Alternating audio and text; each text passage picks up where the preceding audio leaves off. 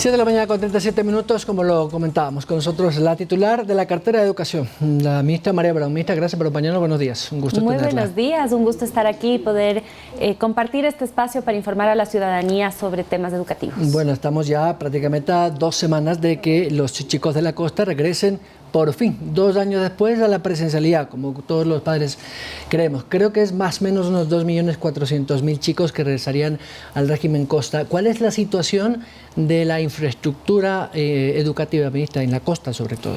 Así es, ya estamos próximos a iniciar las clases el 6 de mayo en una modalidad escalonada. Vamos ingresando por niveles educativos, esto es típicamente lo que sucede, para que podamos irnos adecuando. Hemos hecho un trabajo a nivel nacional de diagnóstico del estado de la infraestructura educativa, no es la primera vez que lo comentamos, una infraestructura sumamente deteriorada, no había inversión en materia de infraestructura por al menos 2 años, por lo tanto muchas de ellas tienen varios años de no haber tenido mantenimiento y hemos podido intervenir ya más de 4.000 instituciones educativas, ya sea con mingas o con intervenciones de mantenimiento correctivo preventivo, y continuamos trabajando en este momento con una inversión para régimen costa de alrededor de $20 millones. Poco a poco estas obras se van entregando, algunas tienen más larga duración. Por ejemplo, el Colegio Otto Arosemena es una obra que es una intervención de 120 días que continuará los primeros días de clase. Por lo tanto, en estas instituciones sí hacemos unas adecuaciones para que mientras terminamos las obras los estudiantes de todas maneras puedan iniciar clases. Y estamos interviniendo en total en este año 2022 con $140 millones en infraestructura. Esto combina el mantenimiento integral, la finalización de obras inconclusas del pasado y también la construcción de nueva infraestructura. ¿Solo en la costa o a nivel nacional? A nivel nacional. Okay. Sin embargo, la zona en donde mayor inversión se requiere es la costa y la Amazonía, porque son los sitios en donde también existe mayor deterioro. Son más o menos 9.500 unidades educativas en el sistema costa, en el régimen costa. De esas, ¿qué porcentaje han sido intervenidas o están siendo intervenidas? No sé si me puede dar el porcentaje, 25, sí, 30, 40%. Poco a poco vamos a intervenir el 100% de las instituciones educativas en sus distintos niveles. Hemos, sobre todo, priorizado las intervenciones de agua, saneamiento e higiene, las correcciones, por ejemplo, en Esmeraldas, de los efectos del temblor, del terremoto que recientemente se sufrió y de las inundaciones que se han suscitado, sobre todo en zona 5.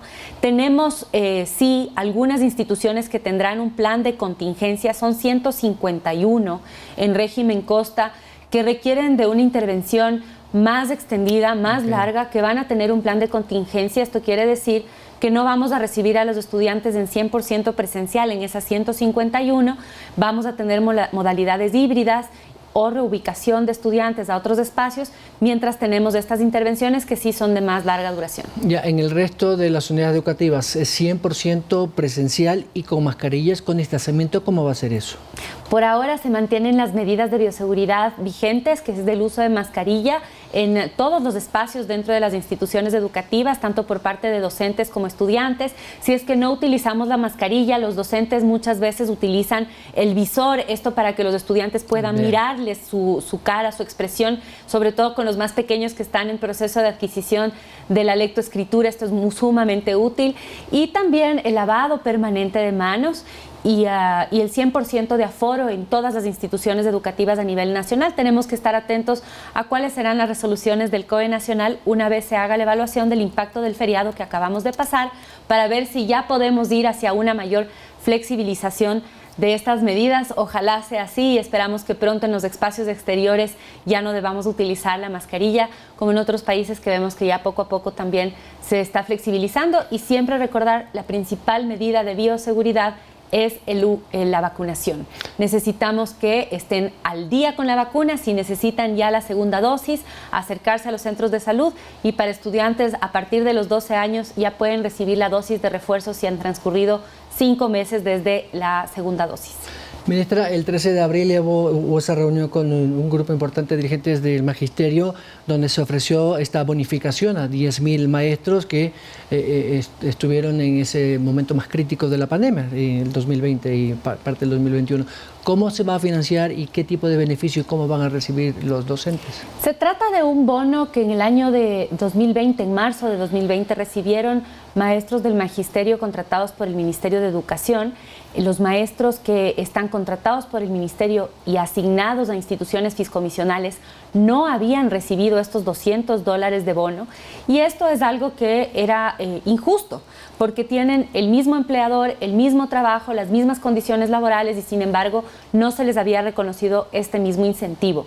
Por lo tanto, ahora, a través de un nuevo decreto ejecutivo firmado por el señor presidente el Día del Maestro, se va a poder pagar a cerca de 10.000 docentes contratados por el Estado que trabajan en instituciones fiscomisionales en un monto aproximado de $2 millones, que ha sido ya financiado por el Ministerio de Economía y Finanzas.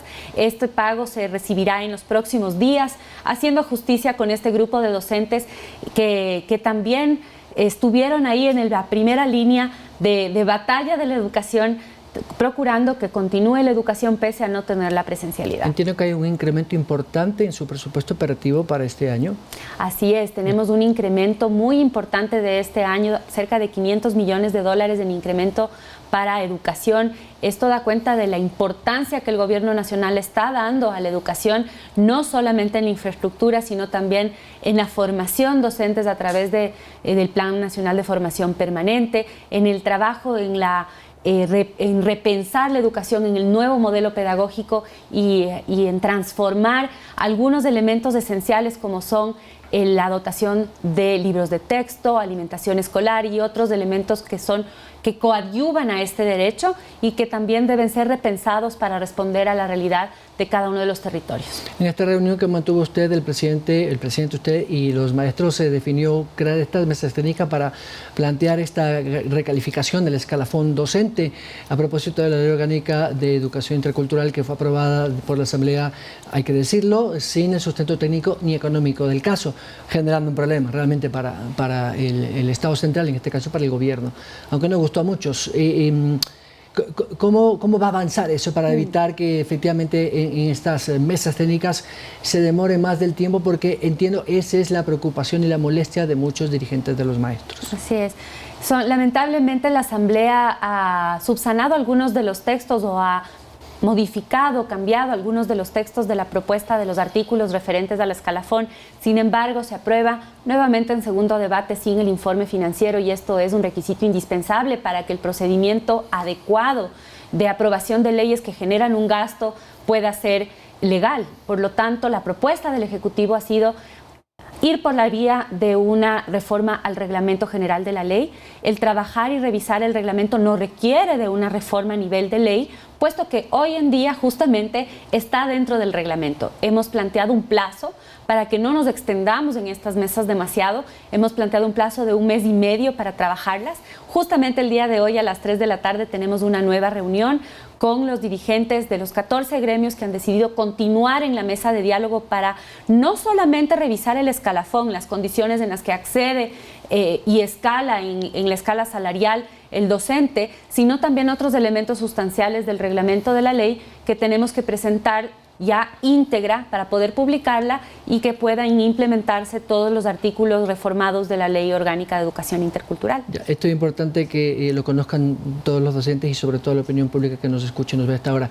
No es para todo el magisterio, son exclusivamente los que están en este régimen especial de la Ley de Educación Intercultural, que son ¿cuántos? Más o menos 2.000 y pico de maestros. Los docentes que trabajan en el Magisterio Nacional, es decir, en la educación fiscal, o los que son contratados por el Ministerio de Educación y trabajan en instituciones fiscomisionales, tienen dos formas de contratación realmente. Una que es el nombramiento definitivo, en la cual pasan a formar parte de este escalafón, y otra que es con nombramientos provisionales o contratos ocasionales, que está diseñada para que mientras se realizan los concursos de méritos y oposición podamos cubrir con esas vacantes. Una vez llegue el ganador del concurso, estos contratos finalizan y estos docentes pasan a ser sustituidos por el docente que tenga el nombramiento definitivo. Ellos también pueden participar en estos procesos de concurso.